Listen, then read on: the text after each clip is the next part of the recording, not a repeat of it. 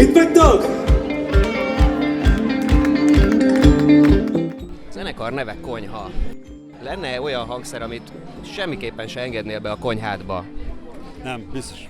Bármit. Dob, nagybőgő, minden. És be is férnének? Igen. Egyébként határozottan. Mentségem lesz olyan, hogy ilyen előszobával egybeépített konyha van, szóval viszonylag nagy. Akkor egyszer kipróbálhatunk egy koncertet a konyhátokban is. Maga a név? Live Session? Csináljunk egy live session. Én benne vagyok, egyszer összehozzuk. 100-szor visszajátszott, vagy talán már 1000-szer is. Kérdésem az, hogy van olyan dalotok, amit már picit untok játszani? Na ez egy nehéz kérdés. Olyan több van, amit nem tudunk már eljátszani. Írtunk, nagyjából egy 76 dalunk van most, ezt ott tartunk valahol. És ez egy jó kérdés, hogy az ember mit tart repertoáron, mert nyilván amit nem tart repertoáron, az egy idő után elfelejti, készségszinten. Inkább az a nehéz, hogy mi maradjon meg. Nyilván még egy nagyon hosszú koncertbe se fér vele most már a fele. A műpában fogunk játszani 28 dalt. Amikor lesz? Június 10. Ami azért elég sok. Tehát ugye ez egy hosszú setlist. És ijesztő bele gondolni, hogy több mint kétszer ennyit nem játszunk. Úgyhogy nem, azt nem mondanám, hogy unjuk, mert igazából felmenni a színpadra és zenélni, ez egy teljesen más mindset. Tehát nem elsősorban azért megy fel az ember, hogy bizonyos dolog eljátszásánál nem az a fókusz, hogy az ember minél inspiráltabb legyen, hanem mondjuk minél precízebb, minél jobb, minél érthetőbb, minél jobban át tudja élni. Tehát ugye ez egy teljesen más feladat, azt hiszem, és szerintem én nem emlékszem olyanra, hogy volt, hogy kifejezetten untam volna egy dalt, vagy akár egy bulit. Köszönöm szépen. Az utolsó, vagy a legutóbbi albumotok címe Elveszíteni hoztam. Mi az, amit a legszívesebben veszítettél el, és mi az, amit megtaláltál helyette? Viselkedési sémáim például, amiket mondjuk az elmúlt 10 évben nagyon nehéz, meg kemények tudatos munkával raktam le. Tehát, hogy nagyon őszinte legyek, voltak ilyen úgynevezett dühkezelési problémáim. Ami egyszerűen abból jött, hogy nyilván hogy miért csináltam, egyrészt alapvetően azért csináltam, mert nem voltam a helyemen, volt egy hosszú időszak, amíg egyáltalán nem zenéltem, és az nekem egyébként nagyon rossz volt.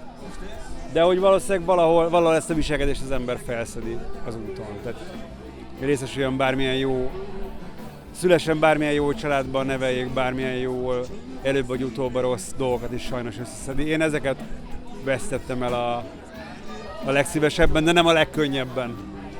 Szóval ezt inkább munka volt lerakni, mint könnyű dolog elveszíteni.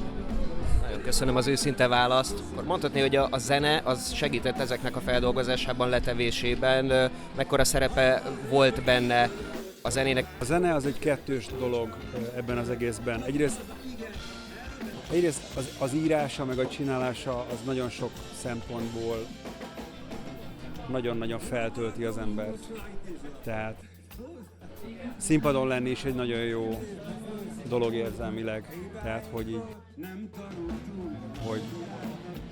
sokszor észre se veszünk, de így más hangulatba jövünk le, mint felmentünk. A daloknak a megírása az egy kicsit árnyaltabb kérdés, mert bizonyos érzések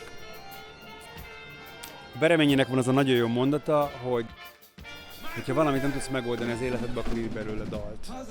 És én ezt nagyon szeretem, nem gondolom 100%-osan igaznak, mert nem mindent old meg azt, hogy az ember dalt ír belőle, de az biztos, hogy sokat segít abban, hogy mondjuk végig gondolj olyan dolgokat, amiket egyébként nem biztos, hogy végig tudnál gondolni. És valamit még kérdeztem. Hogy mekkora szerepe van a dolgok elveszítésében, letevésében a zenének, és mennyi a saját belső munka? Nyilván bizonyos viselkedésbeli dolgokat nem, például, hogyha most erről beszélünk, azt például nem, egészen biztos, hogy nem lehet csak azzal megoldani, hogy az ember hirtelen jól lesz, de röhelyes módon önmagában a siker sem old meg semmit. Tehát nagyon sok tragikusan elhunyt világsztár, meg fiatal elmúlt világsztár élete a példa arra, hogy amúgy az, hogy sikeres lesz, attól önmagában nem lesz boldog. De az, hogy mondjuk többet foglalkoztatok zenével, mint előtte, hogy ez lett az életem, ez viszont nekem nagyon-nagyon sokat segített, mert hogy a helyemre kerültem. És ez biztos, hogy nagyon sokat hozzátett ahhoz, ahogy most vagyok. A dalszövegeitek olyanok, mintha egy belső hang, illetve egy hajnali taxiútban elhangzott életbölcsességeknek a keveréke lenne. Honnan ez a hang? Nagyon nagy képűség lenne azt mondani, hogy tudatos, egy része tudatos. Tehát, hogy én a konyha előtt mindig másoknak írtam dalszöveget. Itt volt először olyan, hogy a saját szövegeimet énekeltem. És a konyha előtti 4-5-6 évben volt egy tudatos része annak a munkának, hogy az a karakter, aki én akarok lenni, az milyen. Tehát, hogy semmiképpen nem akartam valaminek a kópiája lenni, vagy a folytatása. Nyilván így is vannak hatások a szövegeimben másoktól, de nem akartam egy második Bércesi Robi, vagy egy második Hajós, vagy egy második Kis Tibi lenni, vagy sokadik, vagy valahanyadik. Volt egy ilyen tudatos gyűjtő munka, hogy milyen legyen ez a karakter, és nem tudom, a bölcsesség részét azt nem tudom, az biztos, hogy a szövegeknek az egyik legfontosabb része, hogy tapasztalatokra épül, hogy próbálok olyan megfigyeléseket tenni, amit valószínűleg már sokan megfigyeltek, csak mondjuk az én szavaimmal lehet, hogy más felismerésnek tűnik, mint hogy az emberek maguktól megfogalmaznák. A zenétek eléggé atmoszférikusak. Ha lehújnád a szemed, milyen kép rajzolódna ki mondjuk a mai budaörsi koncertről, vagy ennek a hangulatáról? Ilyen lüktető, ilyen mediterrán lüktető hangulatom volt ma. Mint hogyha így leszállt volna a gép valahol Olaszországban, és így buszoznánk be egy városba, és így állna a levegő, és így nagyon süt a nap, és ilyen kemény lombufák vannak, valami ilyen. Most Szicília rajzolódott ki így előttem. Nagyon jó. És szerintem abszolút lehet ezt mondani rá. Nagyon szépen köszönöm a beszélgetést, és sok jó koncertet és sok jó elveszíteni valót kívánok még.